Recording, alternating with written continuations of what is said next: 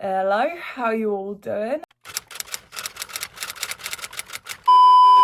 I'm first of all gonna just apologise if I sound a bit snotty, not in a snob way, as in like a physical snot way. I've just got over a really bad cold. As somebody that never gets ill, when I get ill, I get ill. I've literally just been lying in bed snotting everywhere for the past few days.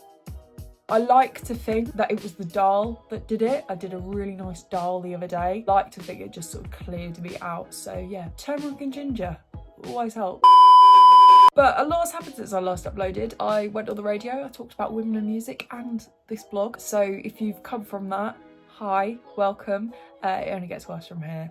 I'm doing a video today that I should have done last month really, because it's kind of like a yearly roundup of like my favourite albums of 2024. But I wanted to do a Christmassy video because I wanted everyone to feel all festive. But I also thought I could do a little albums that I can't wait for in 2025 because there's so many albums coming out, 3 of which come out next month, and also albums that I have also really enjoyed. So first month of the year, there's usually a couple of album releases. You've had albums by Ethel Cain, Franz Ferdinand, and now Lamborghini Girls. Now, I went to uni in Brighton, so I'd heard about Lamborghini Girls. I'd heard that name floating around. First of all, what a cool name. They're named after a bloody Bev. Second, they sound exactly how you'd think. It's shouty, feminist punk. They are just the C word personified. And no, I'm not talking about what happened last month. There is even a track on this album called Ology 101. I'm not gonna say it because I will get banned and I'll have all the people with the pickets coming at me saying, "You can't say that word!" If ever you needed a song to empower you to have a shit at your friend's house, it's that song. Now, I'm not gonna go all airy-fairy and go, oh, it's just like a really empowering album with some really deep messages in it, because to be honest, it does. It highlights some real strong issues that are in society and in our workplace and in the music industry. You've got songs like Nothing Tastes As Good As It Feels, basically that thing that Kate Moss said that fueled an entire generation of eating disorders. However, I will say there is only one thing I disagree with on that song, and that is the bit at the end where it says full fat all the way, diet drinks are shit. Like, do not be dissing Pepsi Max in front of me. There's also the track Filthy Rich Nepo Baby, which I absolutely love as well. This one, it kind of like talks a bit about, well, you've kind of probably got the gist of it. The opening line is literally, Hugo wants to be a rock star, smashing up 5 grand guitars. His dad works for Sony, kind of relating to the whole thing that the music industry is so who you know. And I've definitely experienced this, just trying to get full-time employment in the music industry. If I have to pick one, like, as my absolute favourite album of last year, it is 100% going to be Prelude to Ecstasy by The Last Dinner Party. I've already done a video talking about how much I love this band, and I'm going to talk about them even more because there's something about this band, and I think when everybody listened to this band for the first time, they were like, oh my god, this is something completely different. Because to be honest, we haven't had a band like this in years. And I know that there's so many people that will say like, oh well, new music isn't as good as it used to be, or, you know, they don't make bands like blank anymore. And honest to God, if there is ever a band that I can recommend to people that say this, it is The Last Dinner Party. Like proper classic artists. They've all had a resurgence in recent years, and a lot of their music takes elements from those type people. Kate Bush, I think, is the one that I can probably liken The Last Dinner Party to the most. I know that there has been a whole discourse about them, and, you know, I've talked about that in the video that I made about them. I think it was the first thing that I uploaded to this channel. It's just, oh, it's such a brilliant album. I really, really love off the album Burn Alive. On Your Side, I heard that live, and I think everybody around me was just, be honest, that is the song that I listen to when it's sad girl hours. That is my ultimate sad girl hours song. It's a real like epic album. You listen to that opening track, which is the title track, and you literally feel like you're like listening to a film soundtrack. You've got tracks like My Lady of Mercy, which is about going to Catholic school, as they announce before they play it every time. That song it awakens something in me that I don't know what. Now, obviously, can't talk about my favourite albums of last year without giving a mention to my beloved Kasabian. I feel bad not saying it was my favourite album of last year, but I can't be biased. Like, Though there was one rule with music journalism, and that is that you cannot be biased. Although I absolutely adored this album, I wouldn't say it was my absolute favourite. I think because it wasn't as long as the rest of the Kasabian albums, to be honest. I understand Serge's like opinion on this, because he said that, you know, his attention span is short. He said this with the last record, he said this with The Alchemist Euphoria, and to be honest, I've never had an attention span to speak of anyway. But it's like with a Kasabian album, you want it to be long, like you want to have all of those songs, and I know that there's probably so many other songs that could have been put on this album, but I really loved this. I loved the dance element to it. Cool was absolutely incredible. Cool was actually my like most played song of the year.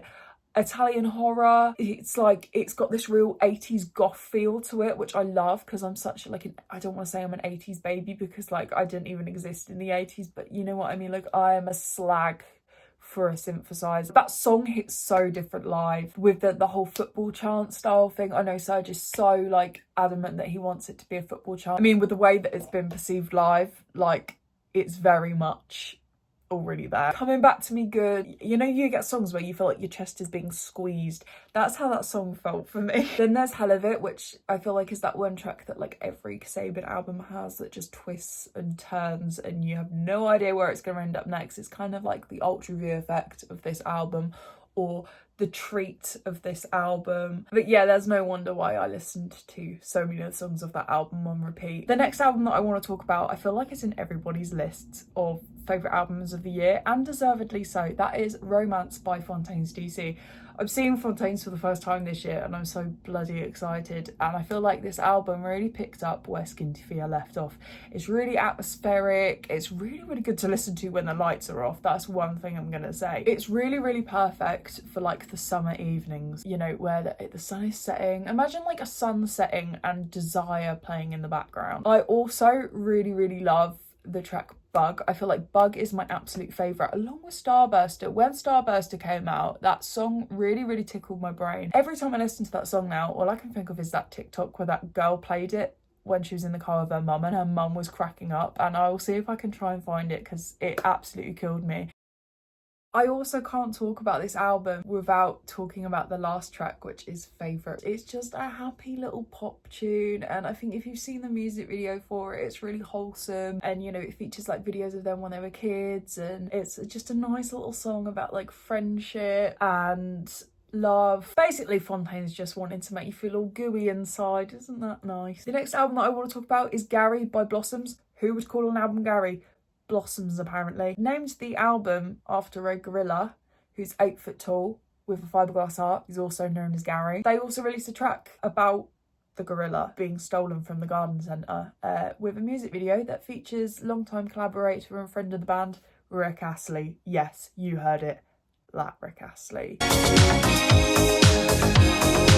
And also Sean Dyche. When Blossoms first came out and came on the scene, and their first album was released in like 2016, they kind of leaned into that sort of 80s nostalgia thing with, you know, the synths and the music video for Honey Sweet, which was based on Stranger Things, and they did so on the second album with tracks like How Long Will This Last, and the third album too. But then they got to their fourth album and it was very much like they were going back a little bit in time, and they kind of had this sort of 60s and 70s singer-songwriter type feel. I definitely heard a lot of Simon and Garfunkel influence on that album. However, this album has gone pure disco. I mean, on the last album you had Care For and Ribbon Around the Bomb, and they had that sort of feel to them that was a bit funky. But with this album, they've gone full throttle with it, with tracks like Nightclub, which has that real old school club feel, and songs like Mothers. But you've also got a track on this album which I really love called Cinnamon, and that really reminded me of like the Smiths and kind of a bit of the Lars as well, who I absolutely love. And I'm going to talk about them a little bit later when I talk about another band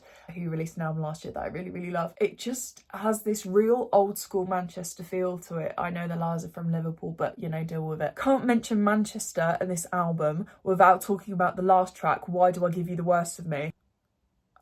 It's like a New Order track. That's the only way I can describe it. And I genuinely believe that Blossoms can do ending tracks so well. And I kind of want to say that this is the best one they've ever come out with. Again, like Last Did a Party, if you're one of these people that says, oh, new music is shit, like they don't make anything like they used to, listen to Blossoms and specifically listen to that song and then tell me that. Kind of sticking with this nice little retro disco feel, I'm going to go for one of the pop girlies now. Short and Sweet by Sabrina Carpenter was one of my favourite albums last year. I listened to this album a little bit later than, you know, other people did. Espresso was probably like the biggest song of last year, especially in the summer. It's got quite like an old funky feel to it, and a lot of the tracks on the album, stuff like Taste and Please Please Please and Juno, which I really love, they have a real 80s feel. Juno reminded me kind of like of an old school like Bananarama track, I don't know why. So it kind of has that like sort of naughty pop feel where like you can imagine being a kid and listening to it and thinking, I don't know what this is, but this sounds really funny and a bit naughty, and I hope my mum doesn't catch me listening to this. And then you've got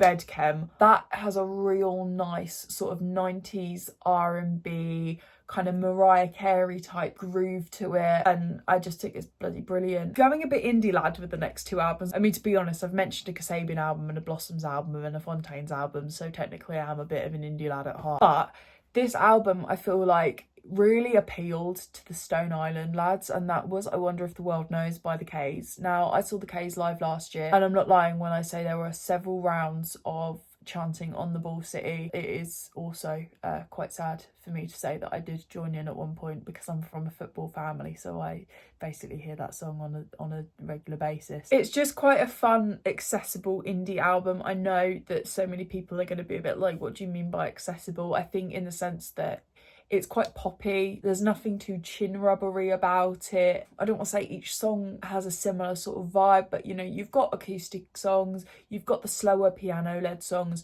but you've also got these really fun up-tempo songs that, you know, will really get a crowd going. It's just one of those albums that you can stick on and everybody's happy. Definitely recommend listening to the tracks Hometown, Hoping Maybe, Black and Blue, Heart on My Sleeve. Do you know what? Just go and listen to the whole album. On a similar note, I also want to talk a bit about the album Dream Schemes and Young Teams by Shambolics. Now, Shambolics I saw an embarrassing amount of times last year. I say an embarrassing amount of times when I literally follow Kasabian around the country. And I'm seeing them again next month, supporting Built. Again, it's got that real sort of like, you could tell like a band has grown up listening to like real English indie rock, even though they're from Scotland. It's got those same sort of themes of like, you know, like the first Oasis album, Definitely Maybe, where it's all like, I live in the city and I'm trying to get out and I'm trying to make a life for myself and I've got ambitions, but I'm also on the dole at the same time and all of that kind of thing. Really love them. I think they remind me so much of the Lars. I mentioned them earlier, especially songs like Chasing a Disaster. That was my first thought when I first listened to that song. That's not actually on the album. I really loved that song in lockdown. You can really hear their influence on like tracks like Filth and Scum, which is the last track on the album, and Daily Dosage and the more acoustic tracks on the album.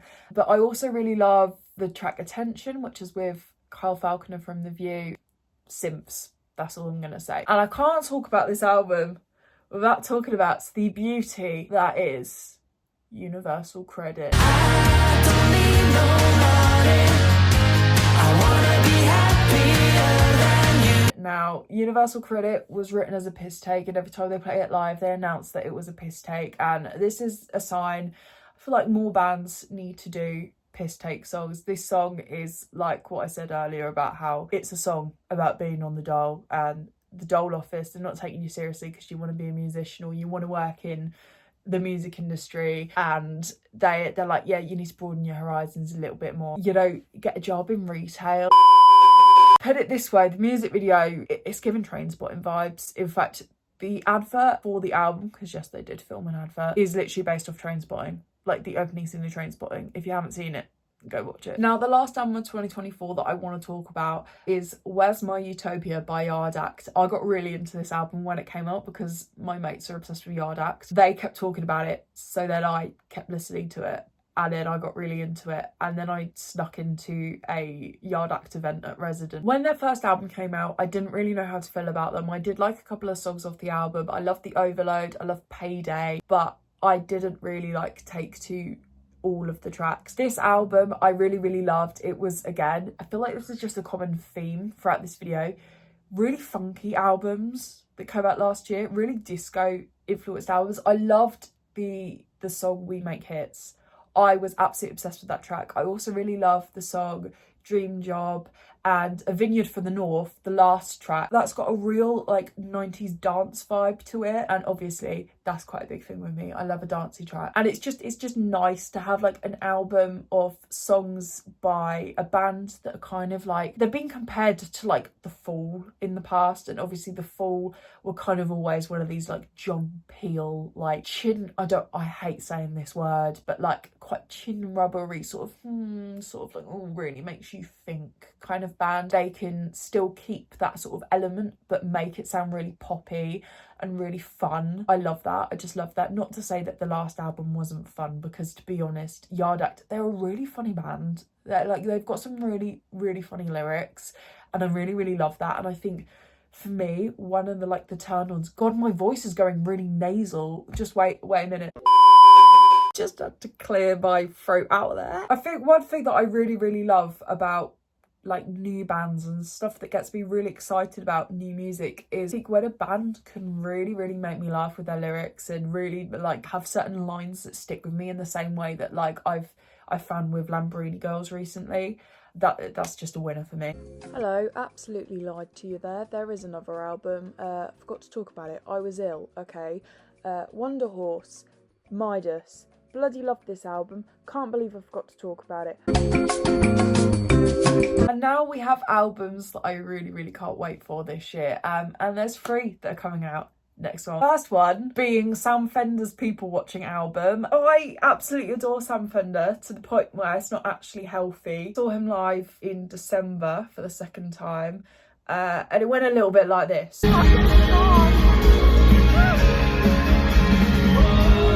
Once again, had me absolutely sobbing, and I also got to hear a couple of the tracks from this album live. So obviously People Watching came out last year, absolutely incredible song. Going back to the songwriting thing, it's incredible how certain songwriters could just hit you straight in the feels. Some of his songs, as much as, you know, I love him, they're like icy daggers to my heart, and I just want to be like, who hurt you? There's so many songs of his that I really, really relate to, and I can't wait to hear some of the songs off this album because I feel like some of them are going to really, really hit hard. And Arm's Length is coming out tomorrow. I'm filming this on a Thursday, so Arm's Length is coming out tomorrow and I can't wait. I also can't wait for Inhaler's 3rd album to come out, and this one's Open Wide, and I absolutely adored Cuts and Bruises, and I love their 1st album as well, and I've loved the singles that have come from this album too. Your House really, really reminded me of Michael Bublé.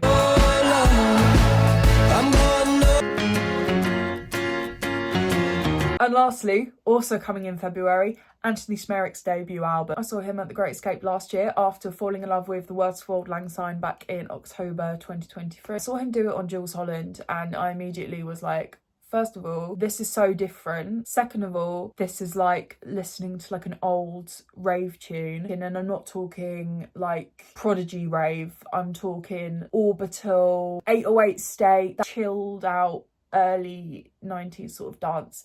And it's a bit like listening to The Streets as well, because it's kind of a bit more spoken words, but not as like sort of rough around the edges. And yeah, lyrically, he's incredible because originally he's a spoken word poet, and he's also an English teacher, or he used to be an English teacher. I think probably out of the tracks that he's released for the new album, I'd probably say my favourite so far is Yoga Teacher. Hello, Editing Kaza here, just letting you know that I have now listened to Angie's Wedding, and I am pretty sure that this is my favourite now out of all of the tracks that have been released off this album. So, sorry Yoga Teacher, but yeah, I would like to marry Angie.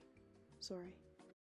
So yeah, that was my list of my favourite albums of last year. Let me know in the comments below what albums you really liked last year and what albums you're looking forward to. And I will see you very soon, hopefully next month, for another video, which I think might be my Brits predictions, because the Brits nominations are being announced later today. So I can't wait for that, and I will probably do a video or a blog post of some sort chatting about like the albums and the songs and the artists that I think are going to win big at the Brits this year. So yeah, see you soon.